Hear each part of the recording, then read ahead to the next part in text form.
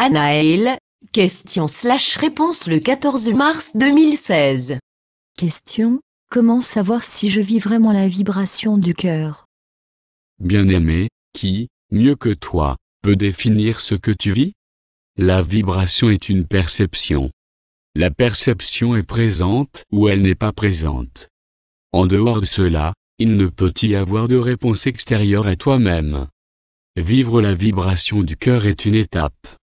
Vivre le feu du cœur est une autre étape. Vivre le samadhi, en sa partie la plus importante, est aussi une autre étape. Ces étapes peuvent s'alchimiser ensemble. Il n'y a que toi qui peux savoir ce que tu vis, à ce niveau-là. Tout avis extérieur, fût-il celui d'un archange, n'est rien par rapport à ton propre avis. La vibration est une vibration. La vibration existe ou n'existe pas. Il n'y a que toi qui peux le savoir, le vivre ou ne pas le vivre. Question: à quoi peuvent correspondre des chatouillements dans les oreilles?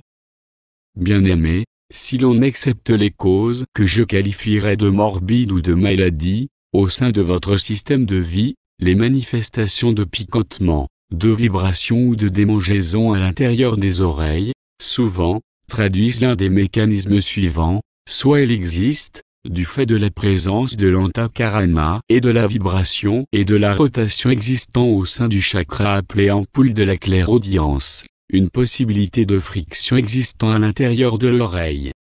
Souvent, et à l'heure actuelle, du fait de la modification de vos physiologies, il peut aussi se manifester un certain nombre d'intolérances alimentaires, se traduisant par des démangeaisons au niveau des oreilles.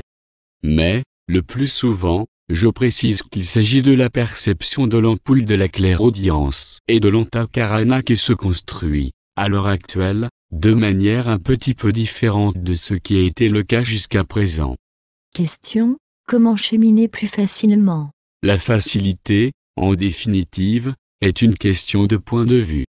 Certaines âmes, à l'heure actuelle, expérimentent, au sein de leur chemin de lumière, leur propre confrontation à leurs propres ombres.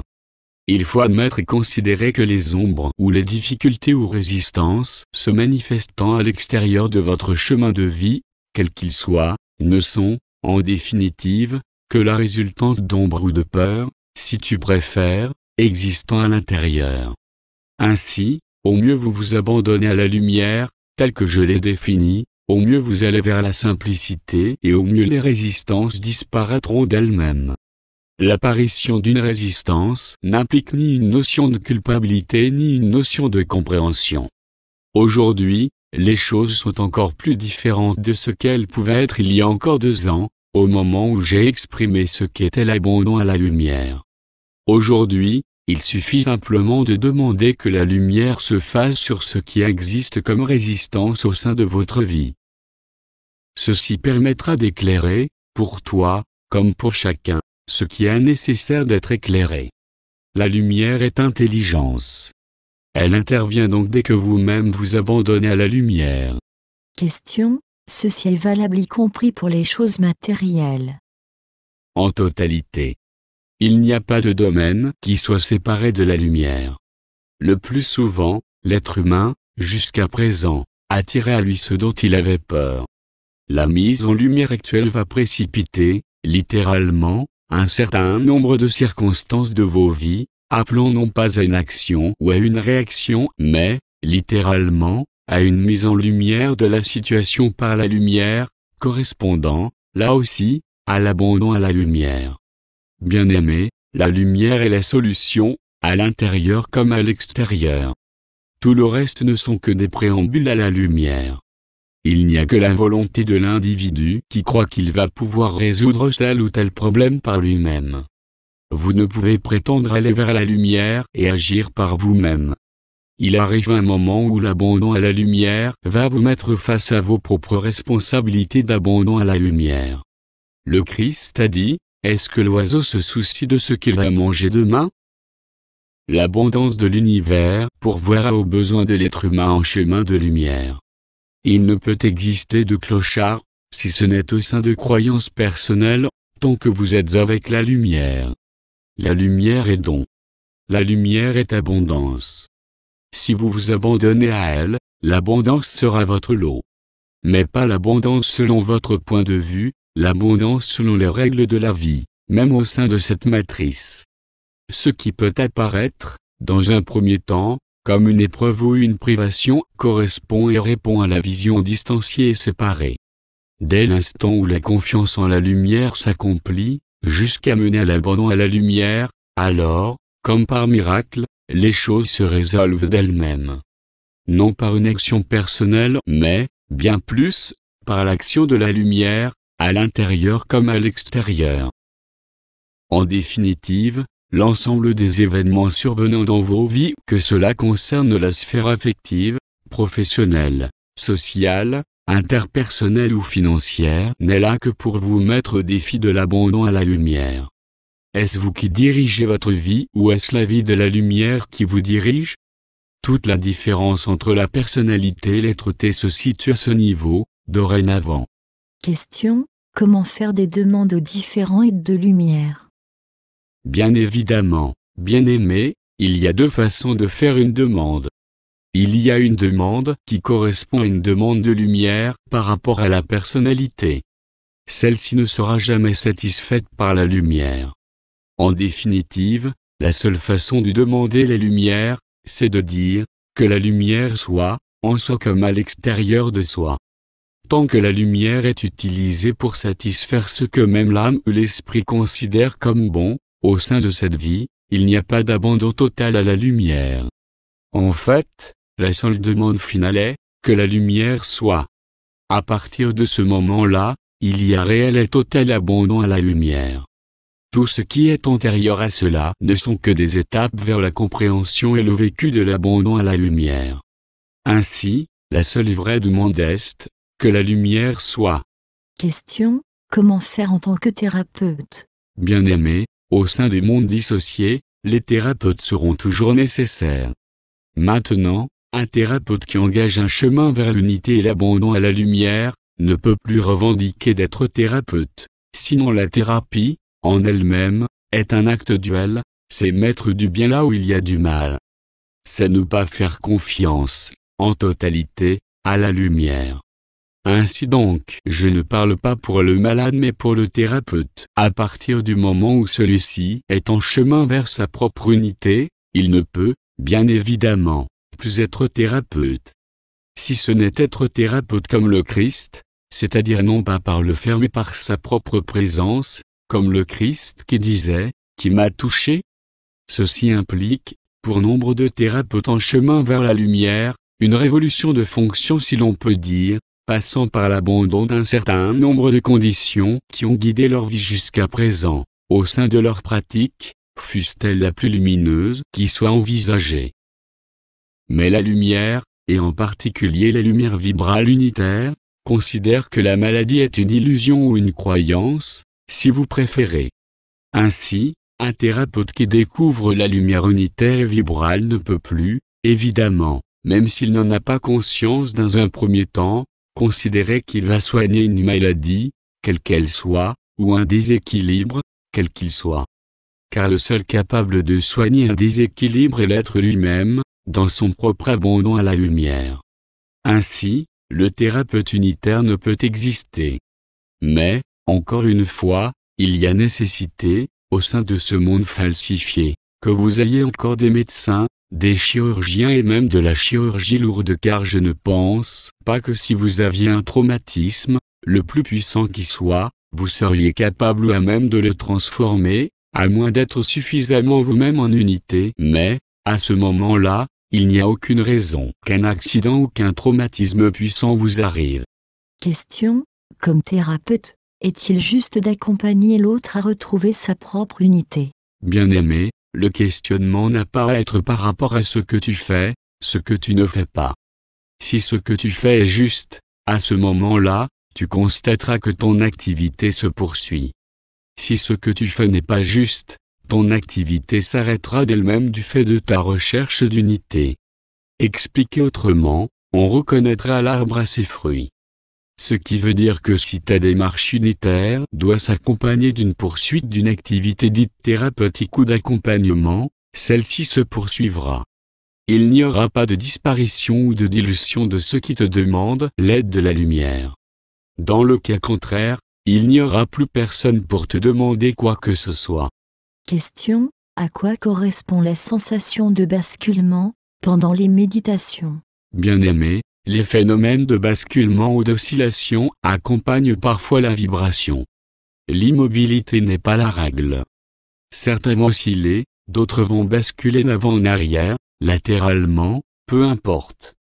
Chacun a sa propre traduction et sa propre manifestation de l'influence de la lumière vibrale à l'intérieur de sa structure physique. Le plus important est que le corps participe et surtout de ne pas mettre en œuvre une quelconque projection par rapport à une visualisation ou un phénomène visuel. Mais si le corps s'exprime, cela est tout à fait juste pour toi. Cela ne traduit pas ni blocage ni facilitation, mais bien un mode d'expression qui correspond à ce que tu as à vivre. Question: j'ai parfois la sensation qu'on m'enfonce quelque chose dans les oreilles.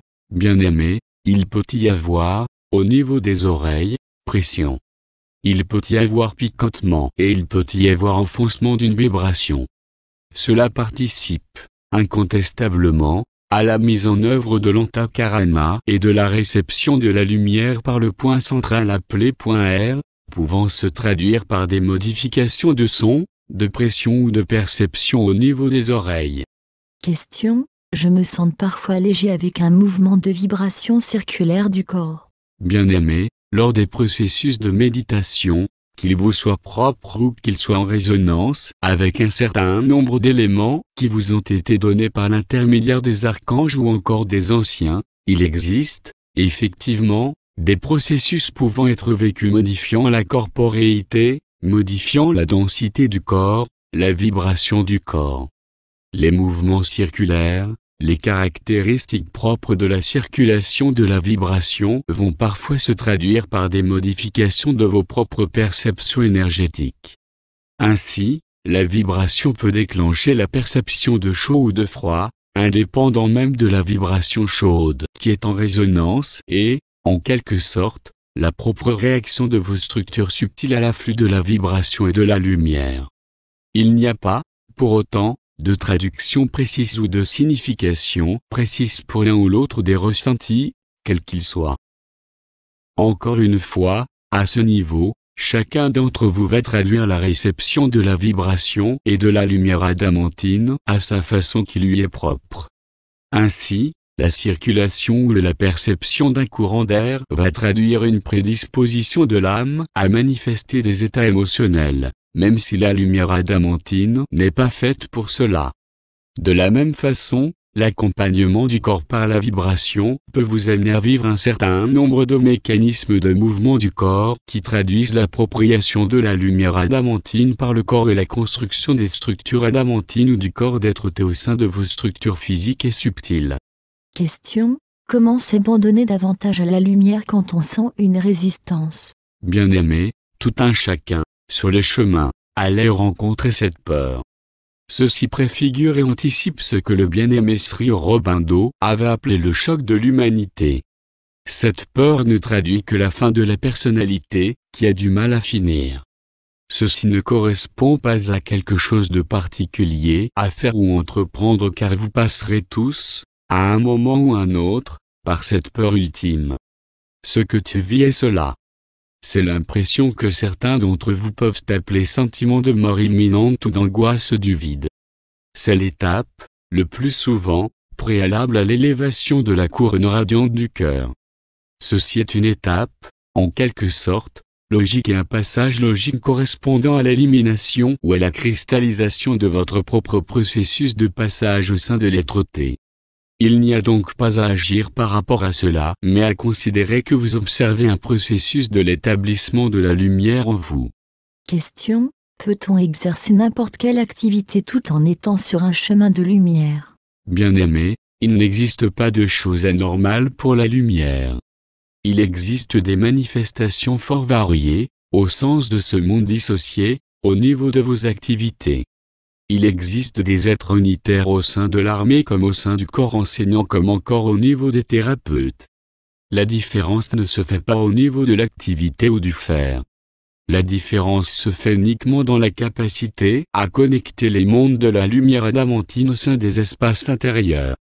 À un moment donné, toute activité qui serait contraire à ce que vous avez contacté au sein de vos espaces unitaires intérieurs, ne pourra tout simplement plus exister. Cela est appelé impulsion de l'âme ou de l'esprit. Cela concerne aussi bien les changements que vous menez, qui vous sont impulsés, que tout ce qui concerne vos diverses activités dans tous les secteurs de vos vies encore, dans cette dimension. Question: à quoi correspond la douleur que je ressens dans mon genou droit? Bien-aimé, les douleurs ressenties au sein des genoux, si l'on accepte les causes que vous appelez maladies comme arthrose ou autres, sont, le plus souvent, chez les êtres montés vibratoires, liées à des déperditions d'énergie de la Kundalini qui n'arrivent pas à remonter spontanément, donnant, à ce moment-là, une douleur, un type de névralgie, le plus souvent dans le genou droit, parfois dans le genou gauche. Question: que signifient des douleurs dans le bas du dos au moment du réveil?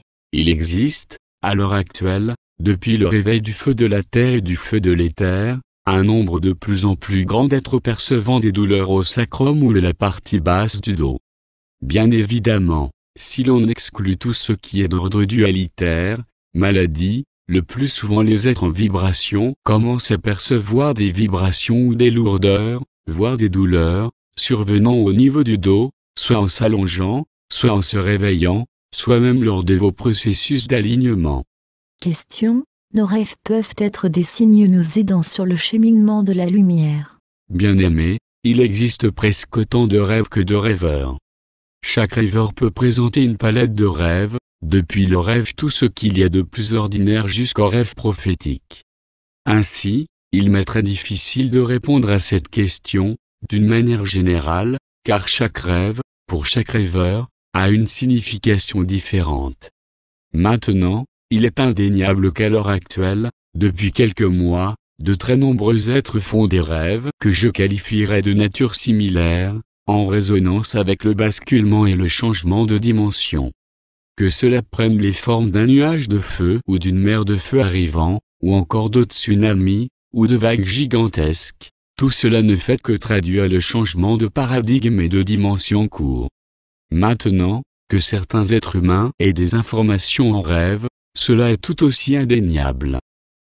Mais, rappelez-vous qu'à l'heure actuelle, de plus en plus, les rêves prennent une allure que je qualifierais de collective, liée au collectif de l'humanité. Nous n'avons plus de questionnement. Nous vous remercions. Transmis par Jean-Luc Ayoun le 5 mars 2011. Source, autredimension.info.